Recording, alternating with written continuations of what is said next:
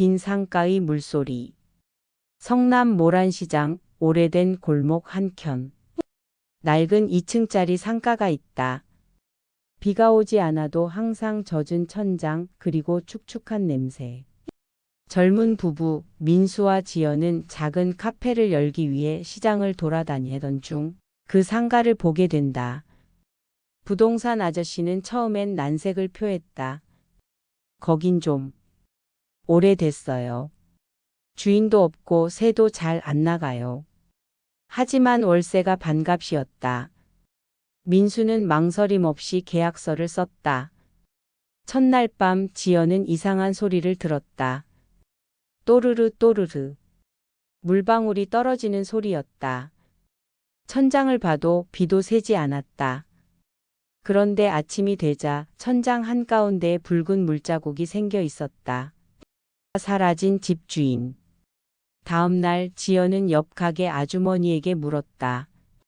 이 건물 원래 주인이 누구였어요?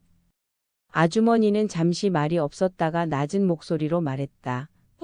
그 집주인 김희자 씨라고 있었지. 남편이 죽고 나서 혼자 장사했는데 어느 날 울면서 사라졌어. 그 방에서 뭘 남기고 갔는지도 몰라. 지연은 이상하게도 그날 밤 꿈을 꿨다. 한 여자가 천장 위에서 울고 있었다. 내 눈물 닦아줘.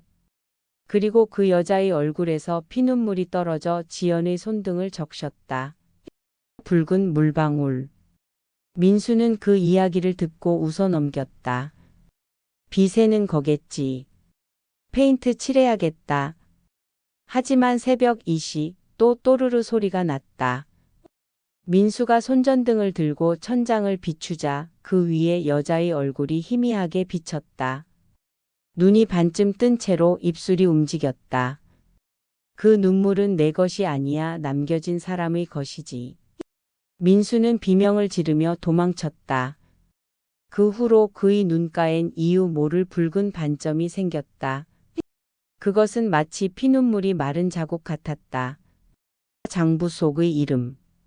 며칠 뒤 지연은 우연히 상가 한 구석에서 낡은 장부를 발견했다.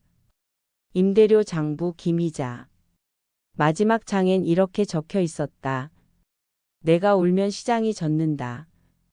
그 밑에는 삐뚤빼뚤한 글씨로 그는 내 눈물의 이유를 모른다. 다음 주인이 내 방을 닦으면 나도 사라질까? 지연은 장부를 닫으며 손끝을 보았다. 붉은 물방울이 장부 모서리에서 흘러내리고 있었다.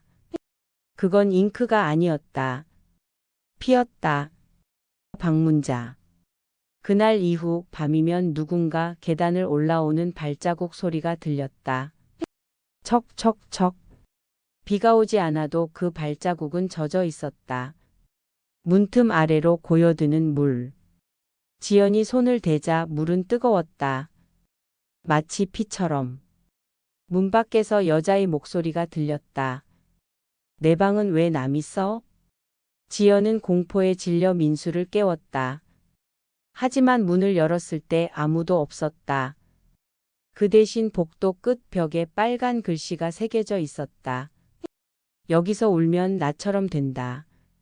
모란의 비. 며칠 후 시장 전체에 이상한 비가 내렸다. 하루 종일 흐린 하늘. 상인들은 가게마다 천장에서 떨어지는 붉은 물을 닦고 있었다. 이상하다. 수도관이 터진 것도 아닌데. 노파 한 명이 말했다. 그 여자가 또 울었네. 집 못 찾아서 울잖아. 그때 카페 천장에서 터지듯 물이 쏟아졌다. 붉은 물줄기 속에서 여자의 얼굴이 흘러내렸다. 입을 벌린 채 울고 있었다. 돌려줘 내 방 내 자리. 눈물의 주인. 민수는 CCTV를 돌려봤다. 그리고 얼어붙었다. 매일 새벽 3시 화면 속 자신이 천장을 바라보며 손을 뻗고 있었다. 그 뒤에는 여자가 서 있었다. 그녀는 민수의 어깨에 손을 얹고 있었다. 그리고 그 순간 화면이 찢어지듯 흔들렸다. 다음 날 민수의 눈에서도 피눈물이 떨어지기 시작했다. 지연이 울부짖었다. 당신 눈이 왜 그래? 병원 가자. 민수는 웃으며 말했다. 괜찮아, 이제 나도 알아 왜 그녀가 울었는지. 그의 목소리는 낯설게 변해 있었다. 모란의 마지막 울음. 새벽, 지연은 짐을 싸서 떠나려 했다. 문을 열자 시장 전체가 고요했다. 바닥은 젖어 있었고 붉은 물이 길게 이어져 있었다.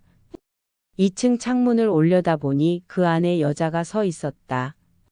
창백한 얼굴, 검은 눈동자, 그리고 미소. 그녀가 손을 흔들었다. 지연은 소리쳤다. 이제 그만 울어요. 그 집 우리 거 아니에요. 그러나 대답은 없었다. 대신 천장에서 떨어진 붉은 물방울이 지연의 얼굴에 닿았다. 뜨겁고 짠내가 났다. 지연이 울기 시작하자 시장 전체에 비가 내리듯 붉은 물이 쏟아졌다. 그날 이후 사람들은 말했다. 모란시장 2층 밤이 되면 여전히 울음소리가 들려. 그 여자의 눈물이 아니라 이제는 그곳에 살던 사람들의 눈물이래. 안녕하세요. 중국 조심하세요. 좋아요, 구독, 알람 주세요.